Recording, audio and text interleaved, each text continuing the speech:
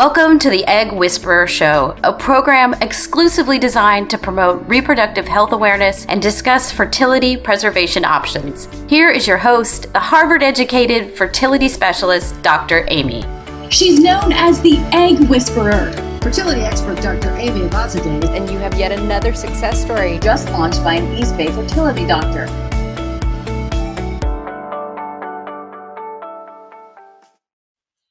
Welcome to the Egg Whisperer Show. I am so honored to have Katie Herrero on today's show. Hi, Katie. Hi, Dr. Amy. How are you? Thanks for having me. Absolutely. Thank you for all you're doing. And today's show is basically all about you and your wonderful advocacy work about why you should not discard your embryos, at least not until you listen to what Katie has to say. So I want to just share a little bit more about you with our listeners. So Katie is a physical therapist and a fertility patient who's had experience doing PGT-A. After being dissatisfied with how she received advice around her Mosaic embryos, she has started a petition to the American Society for Reproductive Medicine to change their recommendations about how results are shared with patients. And I'm so honored to have you join me today to share your journey and your petition with us. We're talking about this petition that you recently started. What is it about? Again, thanks for having me on. I'm so excited to be talking about this issue. So it had come to my attention that many patients were being told by their physicians that their embryos were abnormal, and then only later would they learn that their embryos were actually mosaic. And sometimes this information would be learned a little too late after those embryos were discarded. I was so sad and angry for these people that they were throwing out their embryos that had the potential to possibly lead to a healthy live birth. And then I found out that I too had been misinformed regarding one of our now discarded embryos.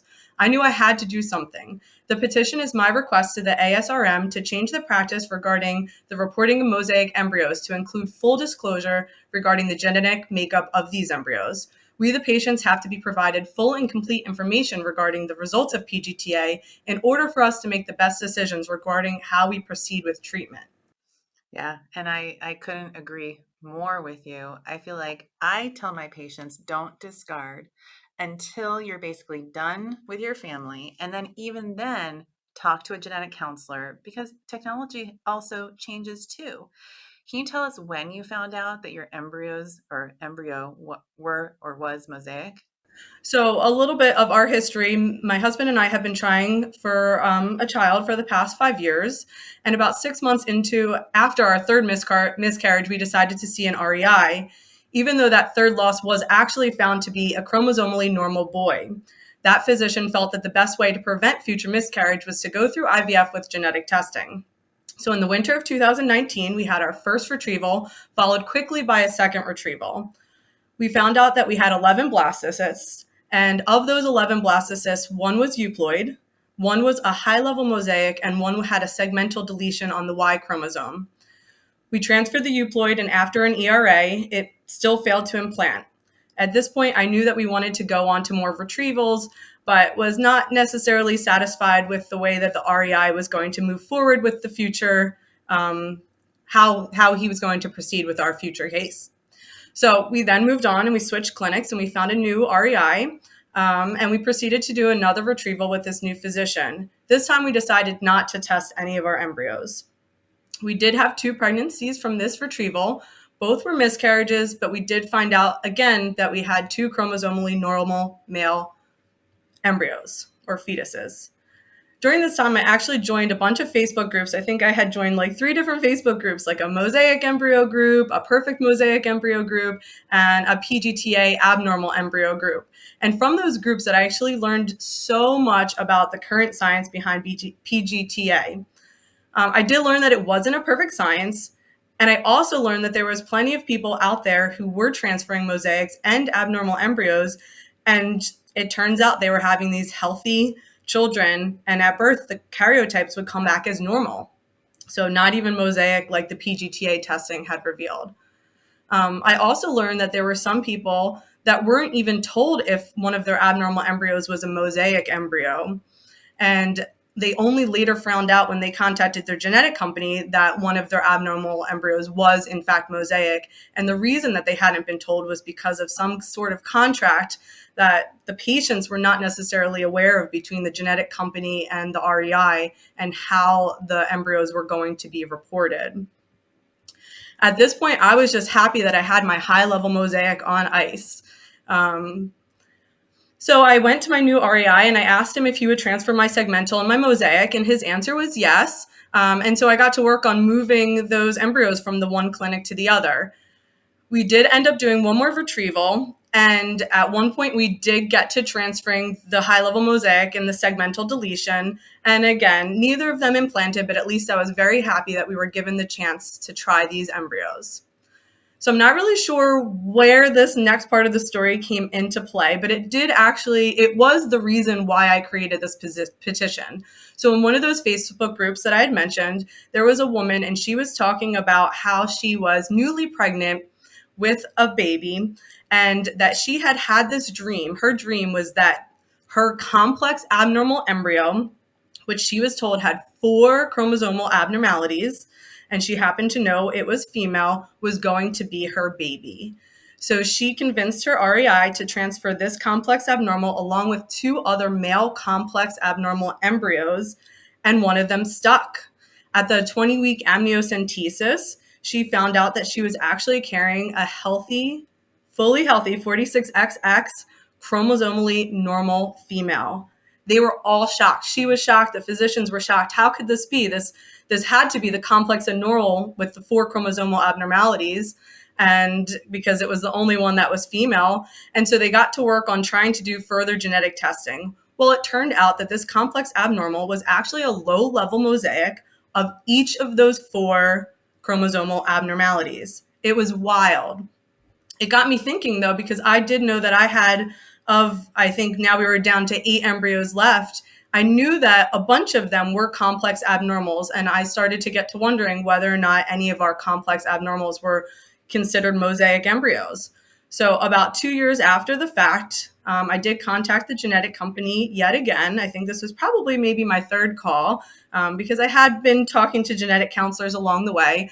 But I believe this was my 3rd reach out to the company to find out, hey, I know that there is some new research that complex abnormals that are mosaic are becoming healthy children. Can you tell me a little bit more about mine?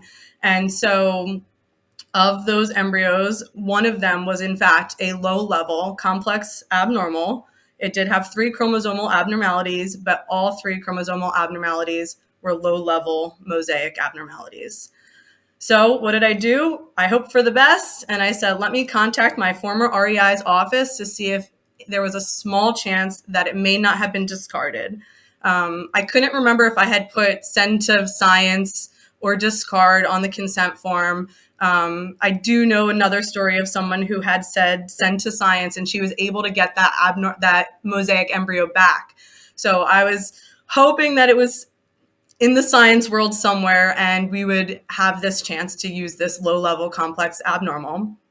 But alas, it wasn't going to be, and the REI's office confirmed that it had been in fact discarded.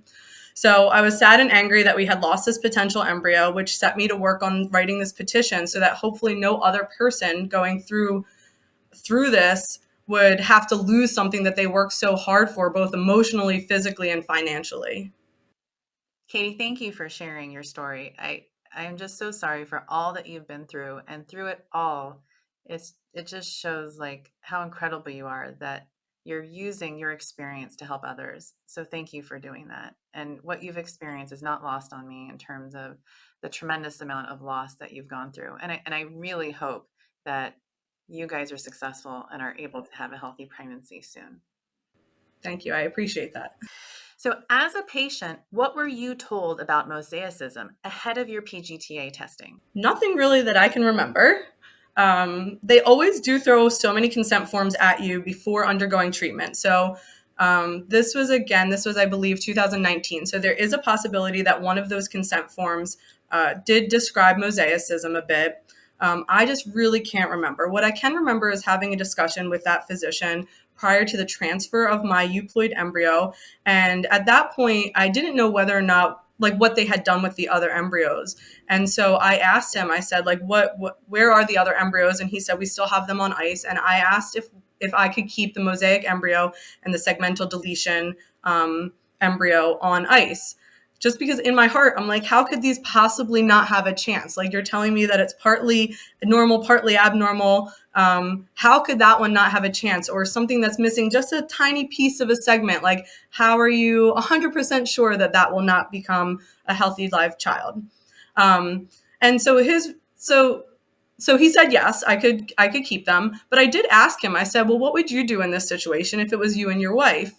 And his response would be that he actually would choose not to transfer just because they don't really know what the future holds. And that even if you did have a baby from a mosaic embryo, we're not quite sure whether or not the mosaic cells would still be found in other parts of the baby, particularly important organs that may affect their health. So it was almost like, at that point, again, this was a few years ago, more like a scare tactic, I guess, or not even, but like a scare tactic of sorts, regarding like, oh, we don't know what the future is going to hold, and your baby may seem fine, but will really not be fine, and will have lifelong issues because of this potential mosaicism in their brain. With regards to my current clinic, I do know that they do have consent forms for mosaic embryos prior to transfer. So we did have to sign that before we transferred our high-level mosaic. And I'm pretty sure they probably do have that if you were going to undergo PGT-A from the start with a retrieval. But since we had decided not to do PGT-A again for a retrieval, I'm not sure what their consent forms would have looked like for that.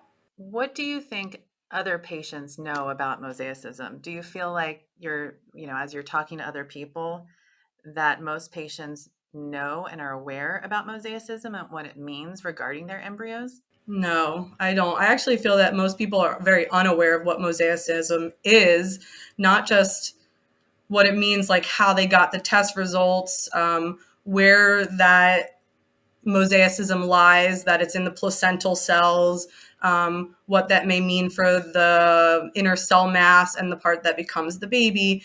People are generally not aware, at least according to like the Facebook groups that I'm in. And I feel like that even in the Facebook groups that I am in, those are people that are coming to ask the questions and they're still confused. So the people that aren't asking the questions, I'm sure don't even know where to even start to ask those questions. So I do feel that most patients are not very aware of the mosaicism. And even if it is in the consent forms, they're not really, I mean, there's so many consent forms, you know that. And then it's so much information and it's so hard to understand, particularly if you're very new to the story.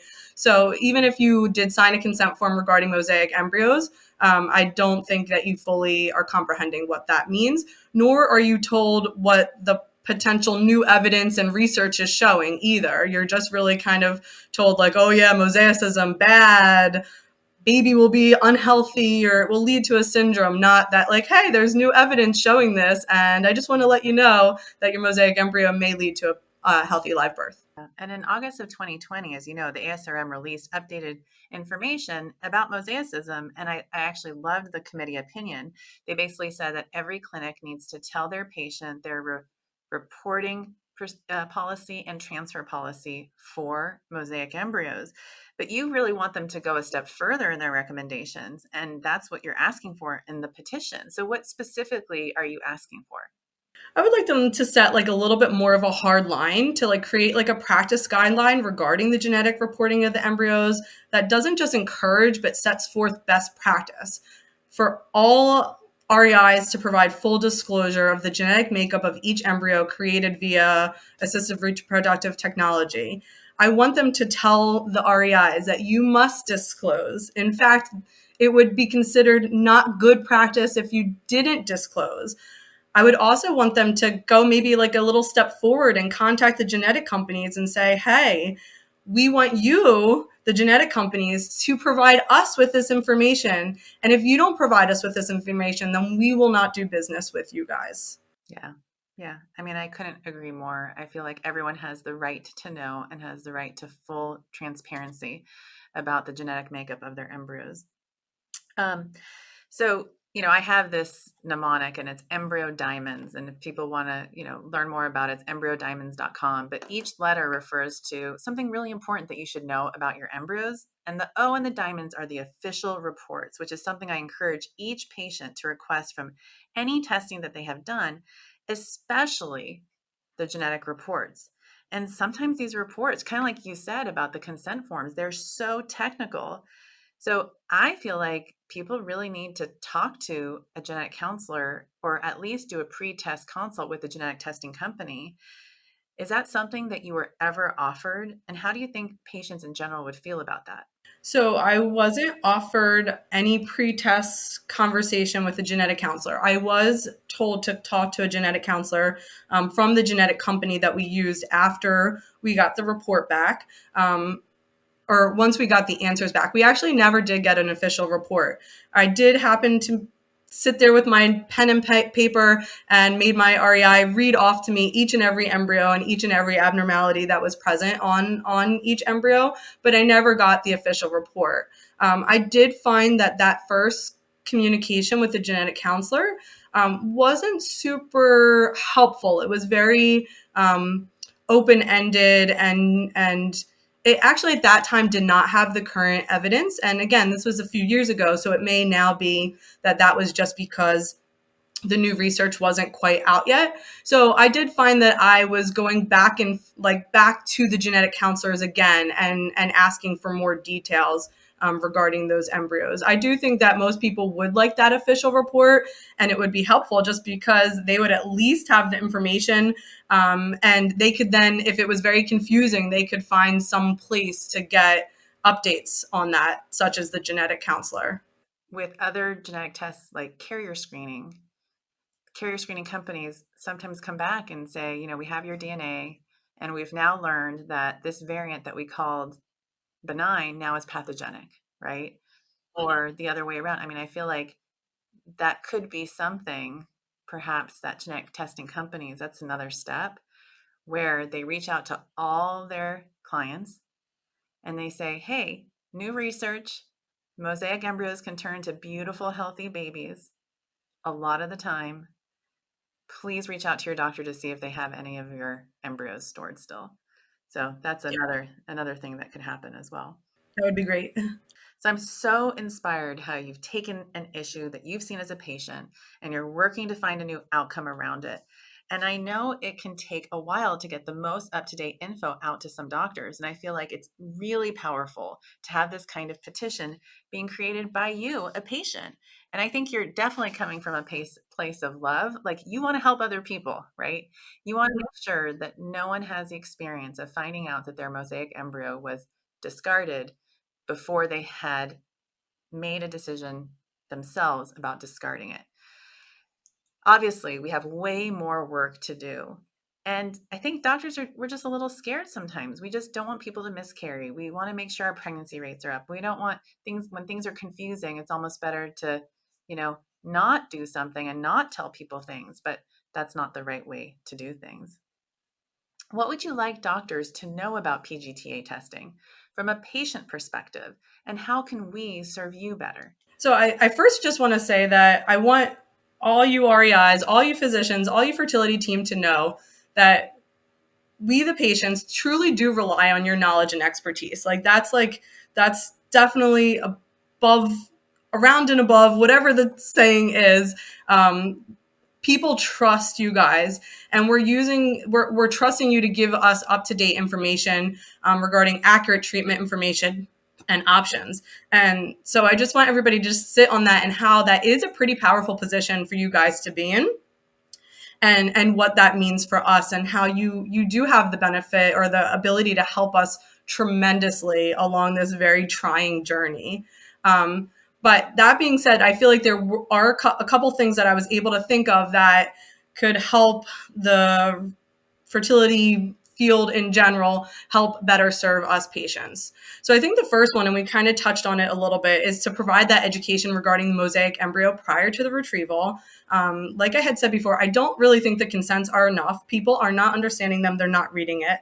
So whether that's a referral to the genetic counselor or the embryologist before the retrieval, I feel like some people have IVF classes that they make their patients sit on, where maybe you can ask questions ahead of time, something where somebody can be told what it truly means, and like talking to a few people that can break it down into easier to understand terms prior to doing the retrieval, I think would be helpful.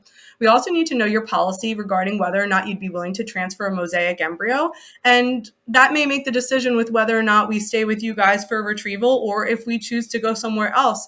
Or maybe you're willing to do the retrieval and keep our embryos, but not transfer them, so we can then transfer them to a different REI. I also think that we shouldn't have to sign any consent forms regarding discarding embryos until after the retrieval. And again, it goes back to these consent forms. I've heard so many stories where people are like, my embryo was discarded. And they're like, I never even told them to discard my embryo. And people are like, did you sign a consent form? And they're like, ooh, yeah, probably. You don't even realize what you're signing beforehand. So I feel like even pushing some of the consent forms, like regarding discarding in general, like almost everything else has to be before. But regarding discarding embryos, that can be saved until after the retrieval. And as you said, after somebody does get a chance to talk to a genetic counselor. We also definitely need the full disclosure, and we would love if you push the genetic companies to provide that full disclosure, taking a stand on our behalf. Again, we're trusting you guys.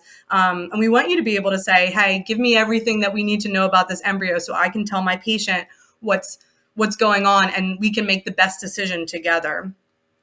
We also need to be directed towards resources regarding how to understand all of this. Now I'm also in healthcare. I'm a physical therapist, as you had mentioned, and like I can't know everything, and that's why we're a team. So REIs themselves don't have to know which resources, but the team together should be able to provide us with the resources that we can use in order to find out how we interpret the results of our PGT testing. And then the last way would just be to stay up to date on the current evidence regarding the mosaic embryos, and just know that the patient should always have some input into the decision regarding what their future is with these embryos. I love all those tips, and I feel like they should be printed out and sent to every clinic in the world, not just in this country. And I love the idea of not signing discard until after the retrieval. And so my system is this: you sign those consents up front, but you actually have to sign a separate discard before they're discarded. So even if you wanted your abnormal embryos discarded, they won't get discarded until then you initiate it again after the egg retrieval. So that's how we also prevent this from happening. And that's perfect. What would you want a patient going into PGA testing to know at this point? So I would like patients just to know that it's still a relatively new science, and a science that's not always perfect. The other big story that you frequently hear is when people happen to miscarry a euploid embryo, and then it turns out that euploid embryo was really abnormal. And people are shocked. They're in disbelief that this science is not perfect, and that there was a possibility that euploid embryo was actually not, in fact, fully euploid. So just so that everybody knows that it is a science that is changing. It's not perfect. We're learning new things every day. The research is currently ongoing. And there's current changes to how things are done. I know recently I was told that there was a possibility that a chaotic embryo was actually a result of testing error and not an embryo that had 6 million abnormalities. And that only happened when I talked to the genetic counselor, and I said, yeah, I'm here to talk about like a couple of my embryos. And she said, let me guess, the chaotic and the blank, blank, blank. I forget what it was. I was like, the chaotic? No, I'm not asking about the chaotic, but why do you say that? And she was the one that told me that. And again, this was like my second time with the genetic counselor, where I did feel like I was getting so much more information. And so I do think it's important to talk to more than one person on more than one occasion. But so I'd also want patients to know that it is okay to ask questions. Find out if mosaicism is reported. Find out if the percentage is reported. I would love to know if my high-level mosaic was a 78% abnormal or a 42% abnormal. I think that would be worthwhile information to know when I am trying to temper whether or not I would expect a transfer to work or not. I would also want to know if they're going to report mosaicism on the complex abnormals or even on segmentals. That was another thing that I learned from the genetic counselor, that the segmental embryos are also frequently mosaic, even if they're not reported as mosaic, just because of where they think the error occurs or at what time the error occurs in this growth process. So I think that would be the main things that I would want patients about to do PGT-A testing to know. And as a patient, how have you gone about making sure you are heard and your questions are answered? So for me, I actually feel pretty lucky with my fertility advocacy, because it has come somewhat easy for me. And whether that's because I have to do it for my own patients as a physical therapist, I am frequently advocating for my own patient. So I know what it's like to advocate. I know what needs to be done. I also know that we are all human and that people are busy. I mean, even you doing your work this morning and then coming to chat with me, like, it's amazing. And I do know that people can just be overwhelmed at times. Also, people forget what it's like to not know something. I know much more than my patients coming to me know. And so I do feel like just ask questions. And so for me, that has been my biggest thing.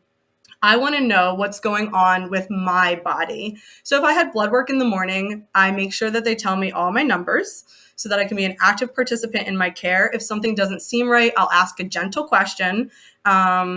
If there's something that I need pushed back, like if it's a transfer and it doesn't matter if it's pushed back a day and it works better for my schedule, I'll say so and I'll just speak up, because I know that, sometimes these things are flexible. And then if I am having a discussion with my physician regarding my care, I may do a little bit of research prior to the appointment.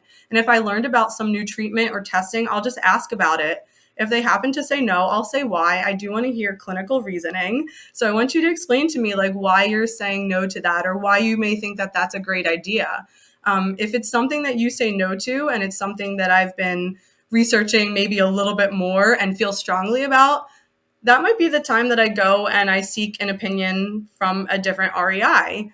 I do know that not with everything else in life, not all fertility teams are created equally. So one team might be really good at helping a patient with immune issues, and another team, a patient with DOR, and yet another team, a patient with PCOS or endometriosis. So I do feel that every patient should find the team that best fits their current situation. Such amazing advice. And that's why I've come up with, and I feel like you're just speaking in a way that will help so many patients. But for other people who want to get a resource sheet, there's the Sparkle checklist, and it's basically what you've described, where you can go to sparklemethod.com and you can see each of the letters, and those are the things that you need to ask about with each ultrasound visit as you are an IVF patient. We should come up with some I have the embryo diamonds, but it just says ask if they're mosaic, get the official reports, but we should create language, an easy cheat sheet for people together. We should do that. And I know people always use tracking sheets and what are apps and things like that. So I'm sure maybe an app or something could be used. So where can people learn more about your petition and sign it if they would like to? I feel like this was maybe my hardest question, but I do think that the easiest way for me was a Google search. So if you just Google search and you put in PGT-A resulting in mosaicism, a patient's right to know, that should have a link to my change.org petition. If you don't happen to have it come up on your Google right away, mine is at the top, but again, I wrote it, so maybe it's somehow connected to me that way. Just go to change.org and put in that same title. Again, it's PGT-A resulting in mosaicism, a patient's right to know. I love it. So before you discard, you have to listen to if you're out there and you know someone who's going through IVF and they might be discarding their embryos, make sure that they understand why they should go through your checklist basically before they do that. Yes. Thank you, Katie, so much for your advocacy, and you're literally changing the world. And I imagine you're going to hear so many success stories about embryos that you single-handedly saved through this petition and awareness. I'm trying here. I'm doing my best. But I think that you are single-handedly going to do a much better job than me. So thank you for everything. Well, thank you so much for having me on your show. I do think that you yourself already provide so much amazing support and knowledge for all of us. And if I could even just save one woman and have her have that healthy live birth, I feel like this will be all worth it. Thank you, Katie. I do too.